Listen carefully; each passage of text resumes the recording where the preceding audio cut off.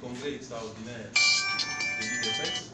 Comme vous le savez, le congrès extraordinaire est essentiellement convoqué pour procéder à l'élection d'un nouveau président qui va devoir remplacer notre fait président, le docteur Etienne Tshisekedi de reste de moi. Et ici, je m'en vais vous donner la lecture intégrale de la dite décision. Décision numéro 01/IDPS/PP/2018 du 13 mars 2018 portant convocation du congrès extraordinaire de l'IDPS de l'Union pour la démocratie et le progrès social Tshisekedi. Le secrétaire général faisant intérim du président du parti. Puis les statuts du parti tels que modifiés et corrigés en date du 25 janvier 2013, spécialement en leur article 26. Puis la décision numéro 003/IDPS/PP/17 du 15 novembre 2017 portant création de la commission technique préparatoire du congrès extraordinaire de l'Union pour la démocratie et le progrès social. Puis la décision numéro 02/IDPS/PP/17 du 17 novembre 2017 portant désignation des membres de la commission technique préparatoire du congrès extraordinaire de l'Union pour la démocratie et le progrès social. Puis le rapport final de la commission technique préparatoire du congrès extraordinaire de l'Union pour la démocratie et le progrès social. Considérant qu'il y a lieu de convoquer le congrès extraordinaire en vue de l'élection du nouveau président du parti pour combler les vides laissés par fait président Etienne Tshisekedi Lumumba, puis l'urgence et la nécessité, décide. Article 1er.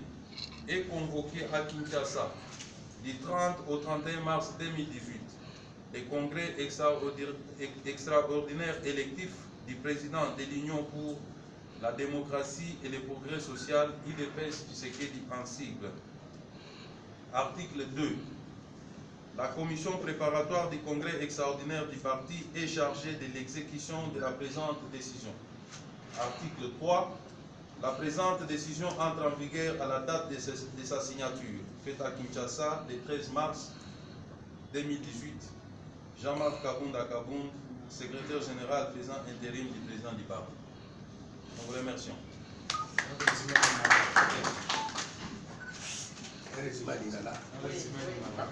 Na Lingala, awa touti ko assister na cérémonie ya signature ya élection. Signature ya décision où ils allaient convoquer congrès extraordinaire ya IDPS. Dengue Bomoni, secrétaire général, Aouti, Okana et le congrès Yango et Bosalama les 30 et les 31 mars à Kinshasa. Voilà essentiel, Yamokano Boyo, secrétaire général, ou Azali Bosala, intérim du président du parti, Aouti Ozoa. Voilà. Nos affaires sont assurées par notre chère maman, la coordonnatrice. Je pense que la femme congolaise est très bien honorée par l'IDPS. Oui, merci. C'est comme il a dit, c'est sans commentaire, c'est clair. Donc nous nous attelons à rendre effectif le congrès tant attendu. Merci. Mbote mwana mboka Peter Kazadi. Lelo boti kopesa date ya congrès yo en tant que rapporteur ya commission. Mais au monite que botiango musika bato ebele baza kozela ta avant le 25 nde baza koyoka na bandungu botie yango musika ekozala ba inconvénient te.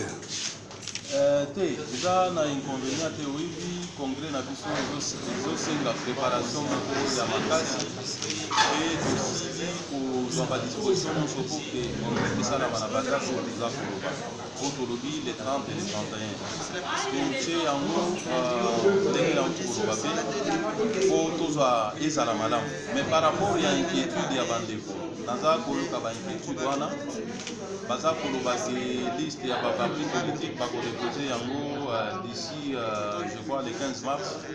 Mais ils ont un impact moko na congrès na biso te parce que IDPS tozo créer yango de l'autre.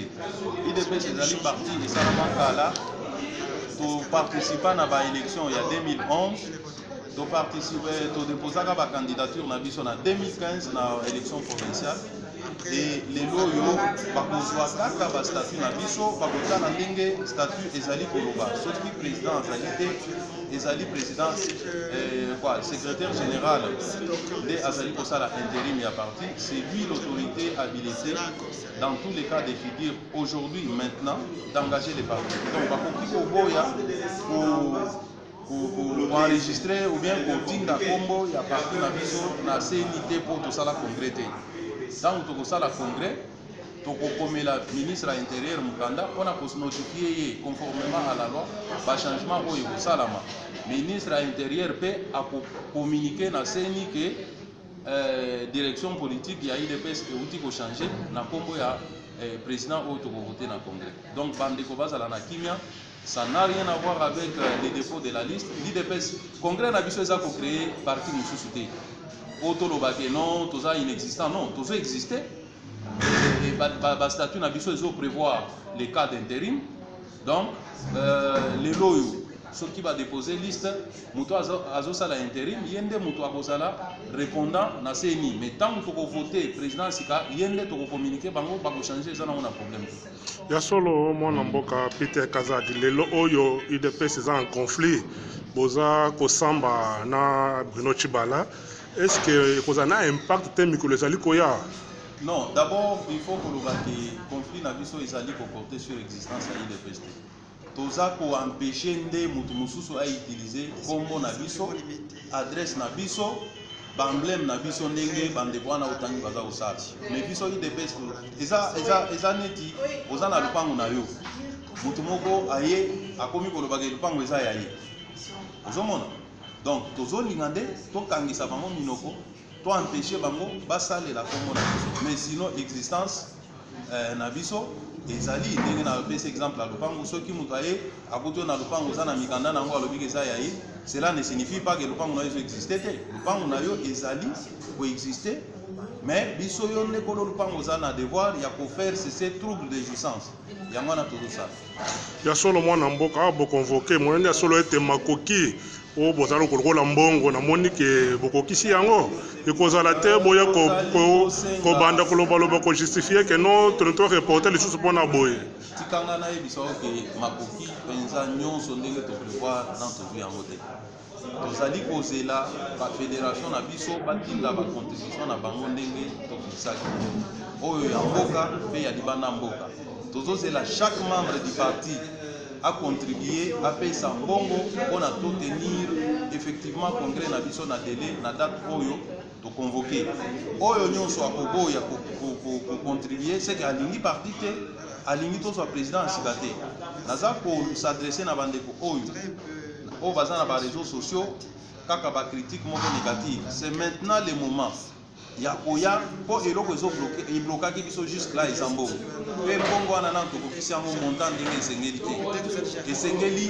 chaque combattant ya IDPS, chaque peuple congolais oyo alingi mboka, chaque congolais je voulais dire oyo alingi IDPS alingi mboka oyo amemela biso contribution na ye pour que le congrès et se tenir dans de bonnes conditions et surtout tout respecter date oyo ya solo mwana mboka maître Peter obi pe ke ba critique ezali belé malgré bozo la congrès mais bato bele bakoloba ete ata congrès yango ezali ko empêcher te que parti et s'organise bo organiser parti ba makambo belé bozo mona te danger ezali bosso na mapona mais ezali koya ezali ni vraiment tozali conscient na ba enjeux za koya pe tozali ko s'organiser ezande na bandeko mususu na kati ya parti oyo baza koleka parti s'organiser te na ba action nyonso parti azali kosala toza komona kaka bandeko na biso ya IDPS bazali ko critiquer ko détruire yango à travers des réseaux sociaux.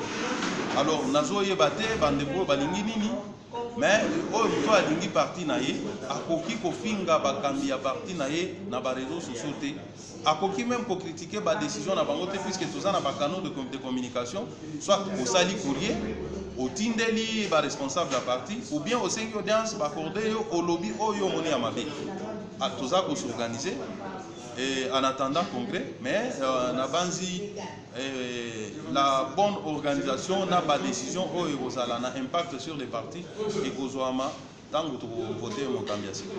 Ya solo mwana mboka eza pe motuna mo epe o bazotuna biso mingi na baye bakolandaka biso balobi bokendaki na seni botikaki mituna na bino 45 na seni. Est-ce que bosu bozwa réponse na yango?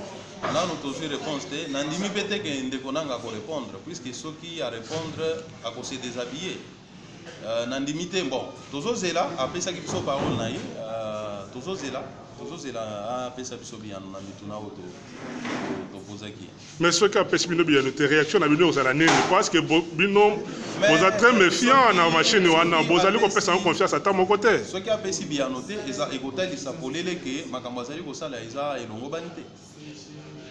Ya solo mwana mboka Maître Peter malandi yo mokili mobimba, est-ce que ozana liloba moko oyo okokobakisa pona koloba na baye bazali kolanda biso?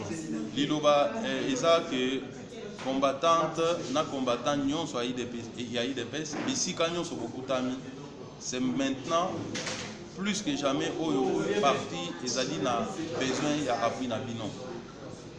Kala mingi te tozokende na congrès tozosenga contribution ya moko na moko pour que tokokisa mbongo mpona kotenir congrès na biso na bameilleure condition. Oyebi congrès na biso ezali moment moko très difficile de sorte que soki tosali yango malamu te munguna akoki koinfiltre mpe abebiseli biso parti. Yango wana tolingi totenir congrès oyo na bacondition moko minimale oyo badélégué bakozala prise en charge par les partis, bazala na kimia, bazala sécurisé pour que pouvoir aleka sima na bango te mpona komeka kodestabiliser parti. Yango wana bomonaki mbongo oyo to prévoyaki budget wana ezali dans ce sens là. C'est pour parer à ce que batu ya mbongo baya ko s'infiltrer, ba corrompre ba délégué ya ba fédération puisque soki baye na ba conditions difficiles, ba vivre na ba conditions difficiles et participation na bango ekozala efficacité. Yango wana nasengi ba o baza na mboka, ba o baza na libanda mboka bomeka ko contribuer pour que congrès na biso e réussir. Pe soki tosisi congrès boye ba ke bitumba ya élection ezobanda. Tokosenga lisusu ndenge ba américain oyo bazali na ba milliards. Bomonaki même Donald Trump na élection na ye asalaki collecte publique. Barack Obama candidature naie ezalaki adoptée par la population au bapesaki mbongo pasa la campagne. Donc ça là de même naza ko rassurer bino que IDPS akobimisa candidat président de la République naie pe président candidat wana esengeli biso moko peuple et candidat président il faut biso moko population tozoyer en charge to pesa ye makoki ya ko battre campagne pe to gagner ensemble l'élection pour que azala redevable na biso. Ngonga oyo ya mutu ya mbongo aye abimisi mbongo abandi kokabola na population ya mwana boza komona soki mutu abongo aleki na mutu ya mboka eza neti akolingana na dans un premier temps a récupérer mbongo na ye pe bino population bozali neti ba redevable na ye. Biso candidature na biso tolingi ezala effectivement émanation de la population, prise en charge par la population, financer la campagne électorale, financée par la population, titre gagné pour que tous soient effectivement redevables vis-à-vis de notre peuple. Voilà le message à Soukala. Il y a seulement un message à Soukala. Bayoko ba souffler biso motuna moko poto soukisa na yango penza il y a délégué oyo bolingi kotinda na seni. Bamoni un inconnu moko boya uti wapi ko expliquer balandi biso oya ko remplacer Kalamba na seni azanani a uti wapi bato balingi ko mona clair aza membre IDPS ou nan ndeko oyo totini na seni azali inconnu te, azali mopaya te, azali parachuté te, azali mwana ndako, azali combattant ya IDPS ya première heure.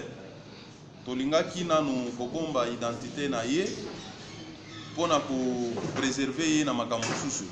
Mais lokola komango ese ibani tika na ibisa bino ke azali nani ezali Bertin Mudimu Tshisekedi. Wana za famille Tshisekedi te. Azali, il n'a rien à voir avec famille Tshisekedi. Ya azali mutu ya Kasai occidental.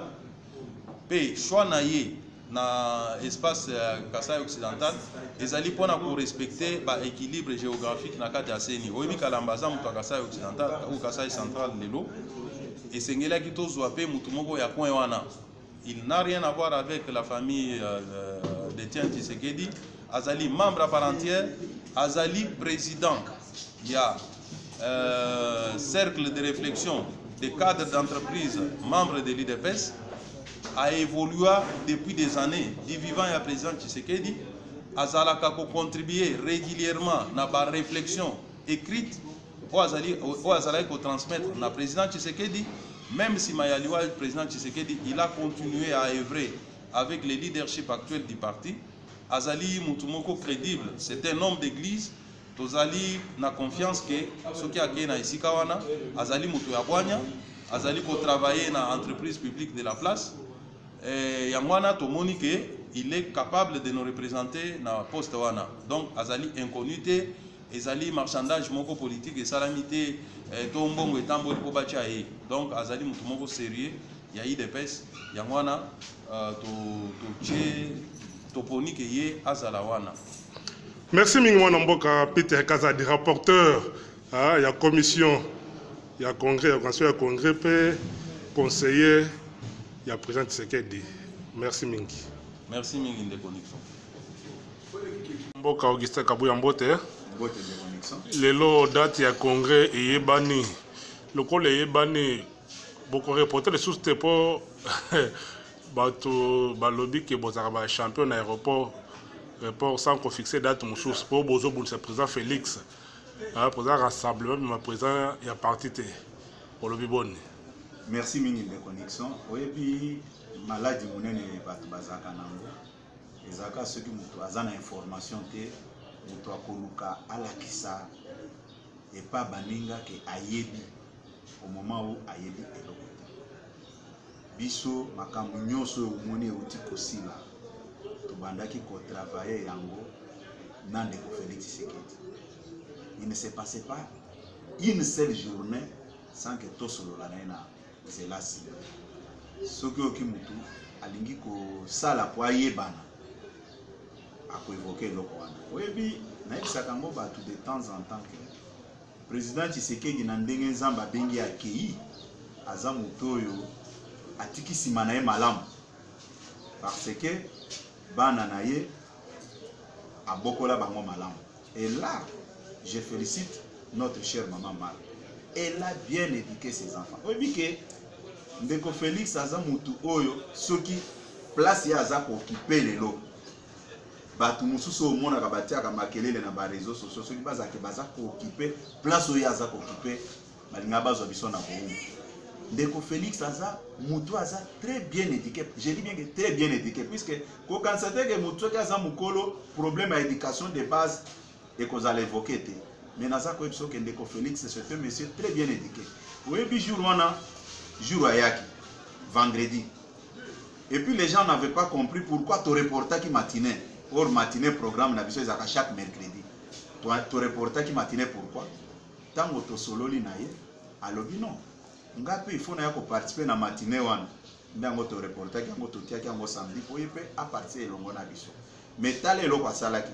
Au moment où biso toza ko s'organiser nandeko Jean-Marc le secrétaire général pour to kende ko pesa mbote de connexion. Natikala ko mona ko mikitsa ndenge wana te. Tango biso tozolinga to kita to démarrer ba mitu ka to kende pa na ye te ndeko surprendre biso. To monika débarquer en relax ono CG na uti kokoma na yeko pesa bino mbote tango apesi mu Congo totalani na CG tolobi mais oyo eza mateya azote ya ebele azote ya biso nyonso bakotsaka ye na babuzo ba wana te ndeko Félix nga moko poyeba jour ya ye wana nga na komi okende pa na nga tanto monani na le bon ça va natikali ko vanda na permanence na sisi misala nyonso tout na démarrer mutuka nanga pona bimana kende singeleli mutuna liboso mon frère ozawa na le bité nazoka ende na komo zonga ndako oh yo ebité ke lelo anniversaire ya mama Denise bande kone baye kotala lokola tosala ka ba anniversaire na famille te nini te banda président kufa mais bande kone baye ko vendre se yawe pananga même ndenge to sali fait te mais toko vendre nakomaki déjà côté alemba nazomata message wana a interpellé nga lisusu. Or bato nyonso ozomona bazotia makelele o tozo dépendre du président Félix te tosololaki na autour ya babiloko wana. Et puis tango ayaki en permanence totikalaki renfermé na bureau pendant des heures du temps. Même jour à matinée bomonaki boyokaki message na ye biso toko combattre pour gagner quoi? Parce que yemoko aza produit na biso ba déclaration tozo sala tolobi ke tokoki ko continuer na œuvre politique à président Tshisekedi te sans qu'on continue pena œuvre biologique na ye. Félix joue les deux, il est l'œuvre biologique et de l'autre côté quand nous voulons maintenant faire la continuité de l'œuvre politique du président Tshisekedi, nous prenons aussi les fruits de ses entrailles. Moutako prêcher biso loko wanate. On est en train de prêcher aux convertis. Bakomi ba catholique de plus que même le pape. Balobi boza ba initié boza ba initié boza ba dialelo bobomi communication nyonso wana mwana mboko Augustin Kabuya Nixon na boya ki balobi bozo lota bozo sala mosala ta moko te parti ezokufa boza wana kaka kidialelo. Ndeko Nixon, c'est de la méchanceté et de la mauvaise foi. Batange la biso parti politique lelo o eza ko cartonné de plus qu'il dépêche. Eza waki parti politique o lelo balobi que non leadership nango et l'équipe y a IDPS ezate. Kaka biso ba jalelo wana après la mort du président Tshisekedi. Tozwa ki leadership par rassemblement ndengeni. Na lobi boy. Lokola ba finga ki président Tshisekedi. Je ne peux pas laisser passer ça. Je promets à tous les auditeurs, je dois organiser une émission pour répondre à ça. Je prends un engagement devant tous les téléspectateurs. Je dois répondre pour sauver la mémoire de Tiens Tshisekedi. Monsieur Tiens Tshisekedi n'a jamais été un monsieur de